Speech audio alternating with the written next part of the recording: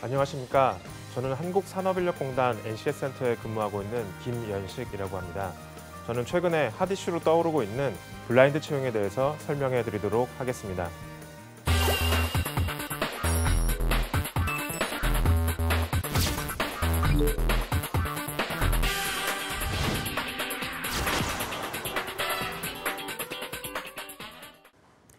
네, 여러분은 블라인드 채용에 대해서 어떻게 생각하고 계십니까? 블라인드 채용은 보통 아무것도 보지 않는 채용이다라고 해서 굉장히 많은 말들이 사회적으로 나오고 있습니다. 대부분 이것도 보지 않고 아무것도 보지 않는 채용이라고 말씀을 하시지만 대부분에 있는 인사 담당자들은 블라인드 채용이라고 하면 깜깜이 채용이 아닌 꼼꼼이 채용이라고 말을 합니다. 지원자의 실력을 더 많은 자료를 통해서 평가하고 그 능력을 검증하는 채용이라고 보시면 될 것 같습니다. 그 안에서 활용되고 있는 NCS라는 채용, 그다음에 NCS라는 개념, 그다음에 여기 보시는 것처럼 블라인드 채용이란 여러분들에게 그 개념적인 정의를 해드리도록 하겠습니다.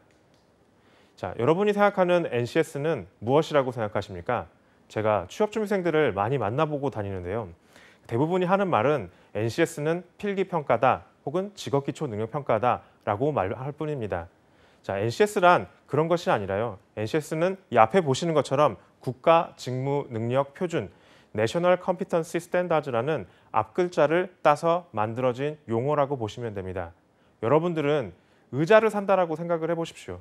한 의자는 KS 마크가 있고 한 의자는 KS 마크가 없습니다. 여러분은 어떤 의자를 선택하시겠습니까? 대부분은 다 KS 마크가 붙어있는 의자를 산다라고 하실 것입니다. 그 이유는 나라나 혹은 국가에서 인증된 제품이기 때문입니다. NCS라는 개념은 마찬가지로 NCS 기반의 채용이다 혹은 NCS 기반의 블라인드 채용이다라고 말하게 되면 직무 능력을 평가하는 그런 채용 전형이다라고 생각하시면 될 것입니다. NCS는 단순히 필기평가에만 활용이 되는 것이 아니라 채용 단계 전반에 걸쳐서 직무 분석 단계에 활용하고 있는 표준에 해당하는 것이기 때문입니다. 자, 지금부터는 NCS의 개념에 대해서 설명해 드리도록 하겠습니다. 자, 이 NCS란 기존에는 산업 현장에 분포되어 있는 지식, 기술, 태도라는 이 그 가지 카테고리들이 산재해 있었는데 NCS라는 국가직무능력 표준이라는 체계를 통해서 지식과 기술과 태도를 재정립한 것을 말을 합니다. 자, 기업에서 인사 담당자가 신입사원을 채용하게 되면 가장 먼저 무엇을 할까요? 바로 교육입니다. 교육 현장에서 교육을 들었던 내용들이 산업 현장과는 크게 맞지 않았기 때문에 이런 현상들이 발생을 했는데 국가직무능력 표준 자체는 산업 현장에 계신 전문가들에게 의견을 구하고 필요한 지식과 기술과 태도에 대해서 재정립하고 의견을 구해서 새롭게 만들어낸 것이 국가직무능력 표준이라고 보시면 될 것 같습니다. 이런 표준 제도는 여기 보시는 것처럼 교육훈련기관, 그리고 경력개발, 그리고 자격제도에 활용이 되고 있고요. 지금 이 전반적인 사항들은 산업 현장에 적합한 인재를 개발하기 위해서 활용되고 있다고 보시면 될 것 같습니다. 현재는 총 24개의 직군 가운데서 948개의 직무 기준 체계가 개발되어 있고요. 매년 50개씩 새로운 직무 기준이 개발되어서 점점 확장되어 나가고 있다고 보시면 될 것 같습니다. 자, 여기 보시는 것처럼 NCS 기반 분류 체계는 24개의 직군을 갖고 있고요. 그 외에 자세한 내용들은 ncs.go.kr에 들어가시게 되면 관련된 내용들을 분류 코드 혹은 NCS 키워드 검색 등을 통해서 자세한 내용들을 확인하실 수 있습니다. 자, 그러면 NCS가 만들어지는 과정들에 대해서 다시 한번 설명을 드리도록 하겠습니다. 굉장히 복잡하고 어렵게 만들어지는 것 같지만 NCS를 만들어지는 체계는 굉장히 간단합니다. 자, 여기 보시는 것처럼 생활 일상에서 벌어지는 것들도 마찬가지로 NCS를 만들어 나갈 때 이런 과정들을 설명해 나갈 수가 있는데요. 간단하게 해외여행을 계획한다라고 생각을 해봅시다. 여러 사람들에게 이 관련된 의미들을 물어봤습니다. 어떤 사람들은 여권이 필요하다고 말을 하기도 하고요. 어떤 사람은 돈이 필요하다고 말하기도 합니다. 또 어떤 사람은 시간이 필요하기도 하고 어떤 사람은 비행기 티켓이 필요하다고 말을 합니다. 자, 제가 크게 4가지에 대해 설명을 드렸는데요. 누구나 다 여권은 필요하다라고 말을 합니다. 그럴 때 모두 다 긍정의 의미로 고개를 끄덕이고요. 그리고 시간, 돈도 마찬가지로 모든 사람들이 긍정의 의미를 끄덕이기도 합니다. 하지만 비행기 티켓은 어떨까요? 비행기 티켓 같은 경우는 기본적으로 비행기 타는 것에 공포증을 가진 사람은 나는 배를 타고 여행할래 혹은 자동차를 통해서 여행할래 하는 사람이 있다라고 하면 굳이 비행기 티켓은 필요하지 않을 것입니다. 자, 해외여행할 때 이런 계획을 할 때 이 세 가지 조건은 모두 다 긍정의 의미로 끄덕였었습니다.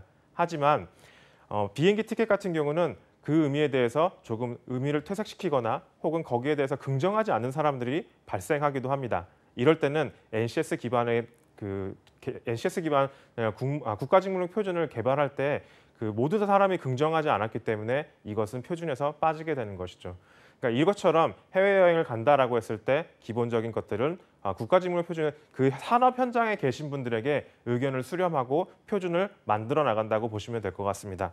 자, 다음은 실제로 국가직무능 표준 혹은 NCS라는 그 체계를 체계가 나와 있는 것들을 보실 수가 있는데요. 여기 보시는 것처럼 크게는 분류 번호, 능력 단위 요소, 수준으로 구성되어 있습니다. 자, 간단하게 친구들과 혹은 여자친구와 술자리를 만든다라고 생각을 해봅시다. 자, 거기에서 필요한 능력으로는 만남과 약속을 할 줄 알아야 되고요. 혹은 데이트 코스 계획을 수립한다라든지 그런 능력들이 굉장히 많이 있을 것입니다. 자, 그런데 그중에서 이 만남과 관련된 능력을 보시게 되면 연락도 할 줄 알아야 되고요. 약속을 잡을 줄도 알아야 됩니다. 상대방과의 통화도 할 줄 알아야 되겠죠. 이런 다양한 능력을 필요로 하는 구성하고 있는 요소가 필요하기 마련입니다. 자, 여기 보시는 것처럼 이 수행 준거는 굉장히 중요한 역할을 하고 있습니다. 이 사람이 어떠한 행동을 할 수 있는가에 대한 정의를 내려주고 있는데요. 이게 만약에 인사 담당자들이 면접 과정에서 활용하거나 혹은 자기소개서를 문항을 만들 때 이런 행동을 파악하기 위한 문항을 구성하기도 한다라는 겁니다. 자, 여기 보시는 것처럼 제가 여자친구한테 전화를 했습니다. 자, 이번 주말에 나 63빌딩에 있는 고급 레스토랑에 예약을 해놨어. 나랑 같이 가지 않을래? 라고 연락을 했습니다. 그런데 여자친구가 말을 하죠. 자, 이번 주말에는 나 부모님하고 설악산에 등반하기로 되어 있어. 라고 말을 합니다. 근데 여기서 보시는 것처럼 유사시에 일정을 조정할 수 있다라는 능력을 보여주기 위해서 다시 한번 이런 것들을 다시 여자친구를 설득하게 됩니다.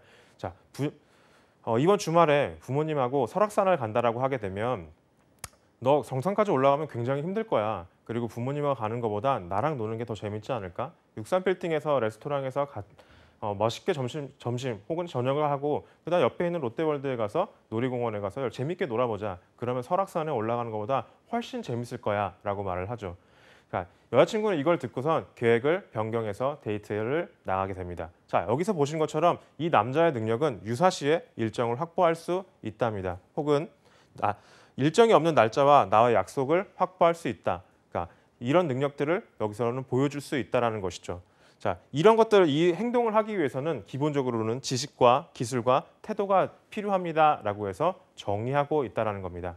자, 이런 것들이 일련의 생활에서 발생하는 것들이 국가직무능 표준을 만드는 절차라고 보시면 될 것 같습니다.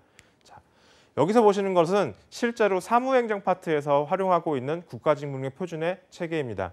실질적으로 여기 보시는 것처럼 문서 작성을 할 줄 알아야 되고요. 혹은 문서 관리를 할 줄 알아야 됩니다라고 해서 문서 작성과 혹은 사무행정과 관련된 능력들을 쭉 나열하고 있습니다. 그중에서 특히 문서 작성을 한다라고 보시게 되면 문서 작성에서는 문서를 기한할 줄도 알아야 되고 문서를 기한에 필요한 자료도 조사할 줄 알아야 되고 자료 정리도 할 줄 알아야 됩니다라고 해서 그 해당의 능력에 필요한 요소들을 정의해 놨습니다. 그중에서 특히 자료 조사를 하기를 본다라고 보면요. 여기에 필요한 수행 증거가 나오게 되어 있습니다. 여기서 보시면 문서를 기한하기 위해 자료를 파악할 수 있다. 문서 기한 자료를 탐색하기 위한 매체를 찾을 수 있다. 여기에 있는 행동 지표를 자기소개서의 문항으로 한번 만들어 보도록 하겠습니다. 인사 담당자라면 자, 여러분들은 문서를 기한하려고 합니다. 그렇다면 여러분들은 초기에 어떤 자료를 통해서 어떤 매체를 통해서 이런 것들을 시행하고 있습니까? 라고 해서 물어보게 돼요. 혹은 면접에서 자기소개 문항으로 구성할 수 있겠죠. 어떤 사람들은 저는 국회 도서관을 통해서 자료를 확보합니다. 그 이유는 국회 도서관은 우리나라에 있는 방대한 양의 정보를 가지고 있기 때문에 그렇습니다. 라고 말하는 사람이 있습니다. 저는 자료 조사를 할 때는 구글이라는 인터넷 검색 매체를 활용합니다. 그 이유는 구글에는 다양한 해외에서의 나왔던 자료들도 검색할 수 있기 때문입니다. 또 어떤 사람은 제 친구가 혹은 제 선생님이 교수님이 이 분야의 전문가이기 때문에 지인에게 물어보고 자료에 대한 기초 조사를 할 것입니다. 개인의 경험이나 개인의 노하우에 따라서 달라지는 답변들이 나올 수 있다는 뜻이죠. 여기 있는 수행 준거들은 기본적으로 면접 전형 혹은 서류 전형에서 지원자의 행동 능력이 어느 정도 되는지 그 수준이 어느 정도인지에 대해 파악하기 위한 평가 자료 혹은 문항을 개발할 수 있는 기초 자료로 활용하고 있다라고 보시면 될 것 같습니다. 자, 보시는 것처럼 이 수행 준거를 할 수 있다라고 가정하게 된다라고 하게 되면요. 이런 지식과 기술과 태도를 겸비해야 됩니다라고 해서 사전에 자료를 제공하고 있다라고 보시면 될 것 같습니다. 특히 매체의 특성이라든지 혹은 기술적 지식이라든지 하는 측면들은 국회의사당에서의 검색하는 능력이라든지 혹은 구글에서의 검색하는 방법, 그런 특성들까지 파악하고 있는 그런 지식에 대한 수준과 능력들을 미리 사전에 갖추어야 된다라고 알려주고 있는 것이라고 보면 될 것 같습니다. 자, 편견 없는 채용이라고 해서 우리나라에서는 대부분 공공기관에서만 활용하고 있다라고 보시는 분들이 굉장히 많습니다. 근데 블라인드 채용에 대한 이런 내용들은 실질적으로 대기업 혹은 중소기업에서도 민간기업에서도 활용하고 있다라고 보시면 됩니다. 우리나라 대기업 같은 경우는 1900년대 후반서부터 편견 요소를 가리기 위해서 블라인드 채용을 실시해 왔습니다. 직무 능력 기반으로 해서 직무 능력을 평가하고 그다음 블라인드 채용에 대한 개념들을 실제 채용 과정에 적용하고 있다라고 보시면 될 것 같습니다. 하지만 공공기관 같은 경우는 2015년 이후서부터 블라인드 채용의 개념이 도입되어서 진행되고 있습니다. 먼저 NCS 기반으로 직무 분석을 진행을 하고 블라인드 채용에서 필요로 한 직무 능력, 평가 요소들을 도출하였고 현재는 블라인드 채용에서 편견 요소로 작용할 수 있는 것들을 배제하고 지금 진행하고 채용 과정에서 활용하고 있다라고 보시면 됩니다. 자, 블라인드 채용에 대한 개념을 한번 지금부터 알아보도록 하겠습니다. 자, 블라인드 채용은 여러분들은 어떤 의미라고 생각하십니까? 실질적으로 블라인드 채용은 우리나라에서 처음 발견된 것이나 활용되고 있었던 것은 아닙니다. 최초에 나왔던 그 개념은 블라인드 오디션이라는 개념으로 해서 사회적 약자가 사회에 진출을 돕기 위한 제도로 활용되고 있었는데요. 실질적으로 1970년대에 시카고에서 이제 오케스트라의 단원을 뽑을 때의 일입니다. 그 당시만 하더라도 백인들 혹은 남성들만 사회 진출이 남성들만 사회 진출을 하고 있었는데요. 이런 것들이 음악적인 재능과 그런 직무 능력보다는 다른 요소에 편견적인 요소에 의해서 그 실력들이 퇴색되었다는 것을 의미하고 있었습니다. 자, 그래서 이것들을 한번 바꾸어 보자라는 의미에서 블라인드 오디션이 도입되기 시작했었는데요. 실질적으로 평가자는 블라인드를 실질적으로 쳐놓고 그 음악 단원들이 하는 그 음악적인 요소라든지 음악 연주하는 능력에 대해서만 평가를 했었습니다. 그 결과 어떠한 것들이 발생하게 되었느냐면 지금 1990년대 중반 이후에는 사회적 약자라고 구분이 되는 인종 혹은 그러니까 유색 인종이라든지 혹은 여성의 사회 진출이 그 35%나 증가하는 그런 현상들을 나타낼 수가 있었습니다. 이런 것들은 곧바로 그 기업에서 적용해서 블라인드 채용을 실시하게 되었는데요. 블라인드 채용은 기업에서 편견적인 요소라고 활용될 수 있는 여성의 사회 진출 혹은 장애인의 사회 진출들을 크게 돕고 있는 그런 채용 제도라고 보시면 될 것 같습니다. 자, 우리나라의 블라인드 채용은 언제부터 도입됐는지 한번 여러분들에게 설명을 드리도록 하겠습니다. 블라인드 채용은 작년 7월 5일에 부처 합동으로 평등한 기회, 공정한 과정을 위한 블라인드 채용 추진 방안이 마련이 되었고요. 그 7월 13일에 공공기관을 중심으로 한 블라인드 채용 가이드라인이 전체 공공기관으로 배포가 되었습니다. 공공기관에서 선도적으로 블라인드 채용을 먼저 활용하고 민간 기업으로 확산하는 방향을 지금 추진하고 있는데요. 지금 보시는 것처럼 출신 지역, 가족관계, 신체적 조건, 신체적 조건이란 키, 체중, 용모, 연령, 성별 등 이런 것들 편견적인 요소로 개입될 수 없다라는 것이 기본적인 가이드라인의 골자입니다. 이 6가지 요소는 채용 과정에서, 평가 과정에서 절대로 활용이 될 수 없는 사항들이고요. 그리고 채용 직무에 대한 설명 자료를 사전에 제시해서 지원자들이 필요로 하는 직무에 대해서 사전에 습득할 수 있다라고 보시면 될 것 같습니다. 자, 여기 보시는 것처럼 면접자들은 응시자 인적 사항에 대한 면접위원들에게 응시자에 대한 인적 사항 등은 절대로 제공되지 아니하고 평가할 때는 직무 능력에 대한 평가만 진행되고 있다라고 보시면 됩니다. 자, 지금까지는 블라인드 채용에 대한 개괄적인 개념에 대해서 설명을 해드렸습니다. 자, 지금부터는 제가 인사 담당자로 근무하면서 겪었던 일들이라든지 다양한 배웠던 경험들에 대해서 여러분들에게 자세하게 설명을 해드리도록 하겠습니다. 자, 인사 담당자들은 계속 새로운 채용 방법, 채용 트렌드를 간구하고 있습니다. 자, 그 이유 중에 하나는 더 올바른 인재, 적합한 인재를 뽑기 위해서인데요. 자, 여러분들 채용에 대한 것들이 어떻게 변화했는지 여러분들에게 설명을 해드리도록 하겠습니다. 자, 우리나라 기준으로 했을 때 우리나라에서는 저희 할아버지 세대들이죠. 6.25 전쟁이 끝나고 나서부터는 기본적으로는 일자리가 굉장히 넘쳐났습니다. 정말 극단적인 예로 따지게 되면 자, 여기에 사장님이 지나가고 있었습니다. 그런데 지나가던 사람이 보고선 돼지를 1마리, 2마리, 3마리, 4마리 세고 있는 거를 봤습니다. 숫자를 셀 줄 아네. 자, 우리 회사에 와서 회계팀에 와서 근무하지 않을래? 라고 제가 가서 올라가서 제가 그 회계팀에서 일을 하도록 하겠습니다.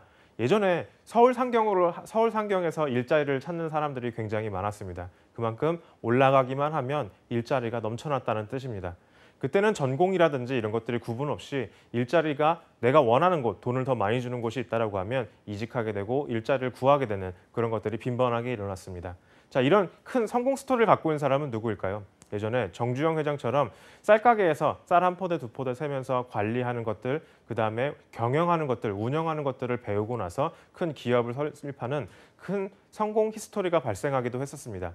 자, 그런데 어떤 현상들이 이제 나타나기 시작을 했냐 하면 자, 기업과 그다음에 구직자들 간에 이분 포인트가 맞춰지기 시작을 합니다. 그러면서 나타나는 것들이 인사 담당자들은 어떤 사람이 우리 회사에 더 능력 있고 우리 회사에 적합한 인재인지에 대해서 고민을 하기 시작합니다. 그리고 나서부터 시작한 것이 사람을 정량화해서 한번 평가해보자라는 그런 의미들이 나타나기 시작을 했죠. 그래서 대학에 따라서 점수가 매겨지기도 하고요. 혹은 성별에 따라서 매겨지기도 하고 혹은 병역에 따라서 매겨지기도 합니다. 그리고 지역에 따라서 매겨지기도 했었죠. 그렇게 사람을 정량화하기 시작을 했습니다. 자, 인사 담당자들이 정량화하고 났더니 얼추 그런 능력들이 맞다라고 보기 시작을 했어요. 솔직히 말을 하게 되면 점수가 높은 사람들이 더 똑똑할 확률이 높았기 때문입니다. 하지만 직무에 맞는 적합한 사람일까요? 라고 생각하게 되면 그렇지는 않았습니다. 정량화해서 사람을 뽑고 나서 가장 크게 발생한 이슈는 이직이 많이 일어나기 시작했습니다. 내가 이 직무와 적합하지 않기 때문에 나는 다른 데 가서 일을 할래 라는 생각들이 많이 발생하게 됐죠. 그리고 취업을 하려면 기본적으로 더 많은 스펙을 요구하게 됐습니다. 처음엔 3대 스펙이었던 것들이 지금 현재는 10대 혹은 12대 스펙까지 늘어나게 된 케이스들을 보게 됩니다. 자, 인사 담당자들은 여기서 고민을 또 한 번 하게 됩니다. 누구나 다 대학에서 4.0 이상 혹은 3.0 이상의 성적을 갖고 있고 누구나 다 4년제 대학을 나왔습니다. 그 남성 같은 경우는 대부분의 사람이 군대를 갔다 왔고요. 그리고 영어 성적이라든지 혹은 해외 봉사활동에 대한 경험이라든지 다양한 사회활동들이 누구나 다 갖고 있는 그런 경력사항이 되어버렸습니다. 그래서 점수를 더 올리기 위해서는 누구나 다 그런 활동들을 하게 되고 사회적인 비용이 낭비가 되게 되었습니다. 자, 인사 담당자들은 평가가 더 이상 불가능해졌어요. 누구나 다 정량적인 100점 만점을 하게 되면 90점 이상의 사람들이 너무나 많고 너무나 수두룩했기 때문에 공정한 평가를 할 수가 없었습니다. 그래서 나온 것들 중에 하나가 스펙 없이 그런 사람들을 우리 회사에 맞는 사람들을 한번 뽑아볼까라는 고민들을 하게 됐습니다. 자, 취업준생들이 그걸 몰랐었죠. 그러다 보니까 어떤 현상들이 나타나게 됐냐면 보시게 되면 월 사교육 비용이 지출액이 굉장히 많이 올라가게 됐다라든지 그다음에 여기 보시게 되면 등록금 비용이라든지 아나운서 지망생 같은 경우는 그런 사회적으로 취업에 드는 비용들이 굉장히 간접 비용이 올라가게 된 것들을 볼 수가 있습니다. 그리고 졸업에 대한 소요 시간이라든지 그다음에 스펙이라는 영어 점수나 자격증 학점들 그다음 해외 어학 연수에 대한 기간들까지도 이런 점점점 늘어나게 되는 케이스들이 나타나기 시작했습니다. 그래서 인사 담당자들은 이런 스펙에 대한 것들보다는 스펙 없이 우리 회사에 대한 그런 관심과 그다음 열정과 그다음에 열정에 대한 것들을 조금 더 평가하고 파악하기를 원했습니다. 그러면서 나타났던 것들이 스펙추얼 채용이란 것들이 점점 나타나기 시작했습니다. 여러분들도 뉴스에서 한번 보신 적이 있으실 거예요. 페이스북이라는 거기에 저는 이런 4년제 대학도 나왔고요. 이런 자격도 있고요. 이런 능력도 있습니다. 나를 사가십시오. 나를 채용하시면 그 회사는 충분한 이익을 여러분들에게 보장할 수 있습니다. 라고 말을 했습니다. 회사는 그 페이스북에 나온 그 공고를 보고선 좋아, 이 사람이야. 이 사람을 우리 회사에서 뽑아간다라고 하게 되면 정말 저 유능한 인재로서 키울 수 있을 거야. 우리 회사를 한 단계 더 업그레이드 시킬 수 있을 거야 라고 생각을 했습니다. 혹은 또는 캠퍼스 리크루팅을 가게 돼서 취업 설명회라든지 하게 되죠. 앞에 두 줄 앉은 사람들은 우리 회사에 관심이 있거나 열정이 있다라고 생각을 했었습니다. 그래서 그 사람들을 잘 유심히 다뤘다가 캠퍼스 리크루팅 현장에 와서 그 취업이나 채용에 대한 기회를 제공하기도 했었고요. 혹은 1박 2일 합숙 면접이라든지 혹은 그 역량에 대한 것들을 평가하기 위해서 도미노 면접들 이런 것들이 실질적으로 많이 늘어나게 됐습니다. 그래서 이런 사람들을 평가를 하다 보니 굉장히 유능한 인재들이 선발되기 시작을 했어요. 우리 기업에 관심을 가진 사람들, 우리 기업을 더 생각하겠던 사람들, 열정적인 사람들, 변화를 일으킬 수 있는 사람들, 혁신을 일으키는 사람들이 채용이 됐었습니다. 자, 그런데 문제가 발생하기 시작을 했어요. 어떤 문제가 발생을 했을까요? 그 문제는 바로 누구나 다 열정과 변화와 혁신을 추구하더라라는 겁니다. 그런 사람들보다는 기업을 운영할 때는 다양한 부서가 존재하게 됩니다. 혹은 서포트를 원하는 총무팀, 혹은 인사팀, 회계팀이 필요하기도 하고요. 혹은 중간에서 그 업무를 하는 업무 지원팀들이 필요하게 됩니다. 혹은 아까 말했던 변화와 혁신을 요구하는 혹은 전략기획팀이라든지 기획팀 이런 데서는 당연히 변화와 혁신을 요구하는 사람들이 많이 필요했겠죠. 하지만 이런 열정적인 사람들 혹은 변화와 혁신을 요구하는 사람들이 각 지원 파트나 이런 데 갔을 때는 자기의 업무 만족을 하지 못하더라라는 그런 현상들이 나타나기 시작을 했습니다. 그러면서 이직이라든지 이런 것들이 발생을 하게 되고요. 혹은 평가의 기준이 애매모호해졌습니다. 어떤 사람은 캠퍼스 리크루팅에서, 어떤 사람들은 페이스북에서, 어떤 사람들은 어떤 집단 행동에 대한 그 역량을 평가하는 그런 평가 방법에서 평가 방법은 다양했으나 평가의 기준이 너무나 다 달랐기 때문에 올바른 평가 방법인가라는 의구심이 들기 시작을 했습니다.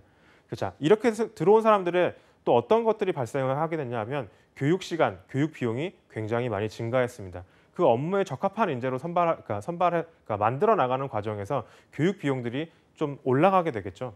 그러다 보니까 이런 방법들을 좀 해소해보자라는 개념이 직무 중심의 채용이라는 것들이 나타나기 시작을 했습니다. 그 직무 중심의 채용은 실질적으로 외국에서 처음 나타나기 시작했었는데요. 여러분들이 들어보셨을 법한 job description이라는 내용을 들어보셨을 겁니다. 직무 설명 자료라는 뜻인데요. 이 개념은 1970년대에 미국에서 처음 발생하게 됐고요. 거기도 마찬가지로 직무에 대한 그 관심이라든지 직무에 대한 능력을 능력을 개발하고 역량을 개발된 사람들을 실질적으로 채용하게 되면 교육 비용의 감소와 직무 적응도가 굉장히 높더라라는 사실을 알게 되었습니다.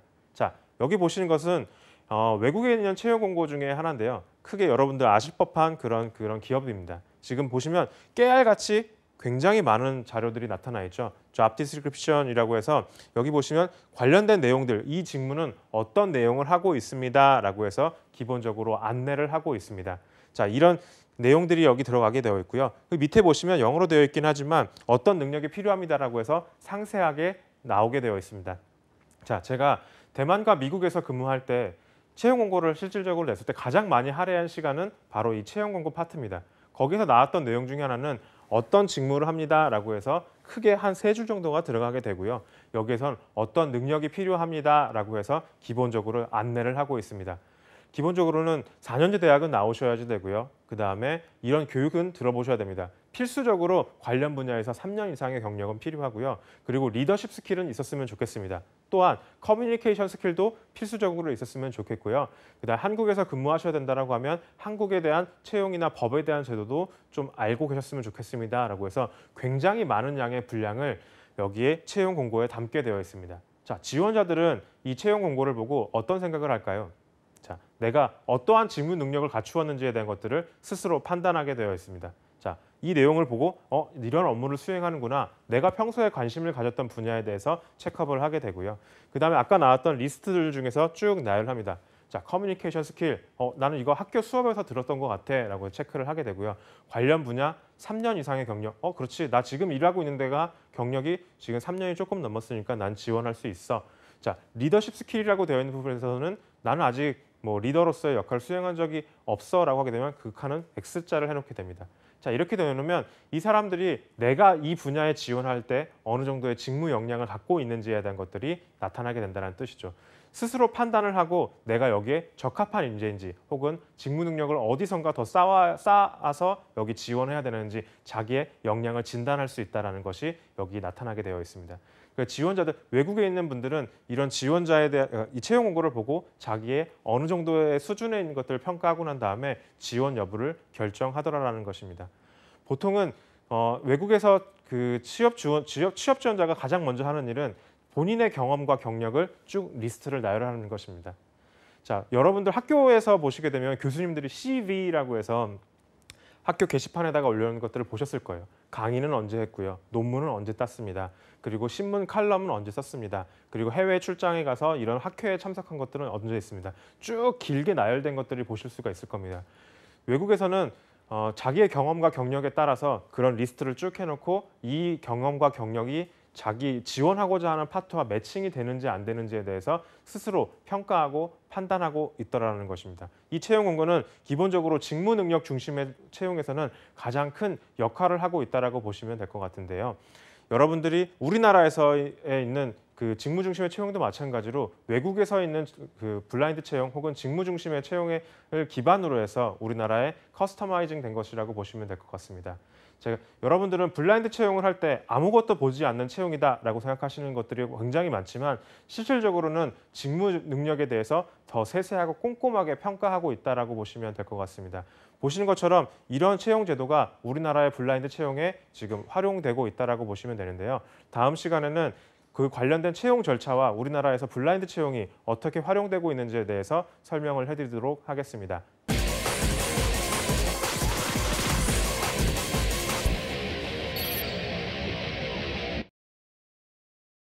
자, 블라인드 채용에서는 가장 중요한 건 직무 능력입니다. 아무것도 보지 않는 채용이 아니라 여러분들의 능력을 실질적으로 더 꼼꼼하게 파악하는 채용이 될 것입니다.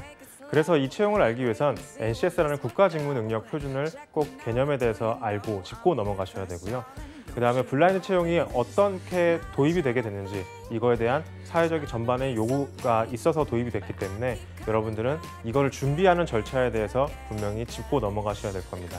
이 다양한 이 표준과 이런 걸 활용해서 하는 채용 제도에 대해서는 다음 시간에 여러분들에게 블라인드 채용 절차, 국내에서 하고 있는 블라인드 채용에 대한 절차를 상세하게 설명해 드리도록 하겠습니다.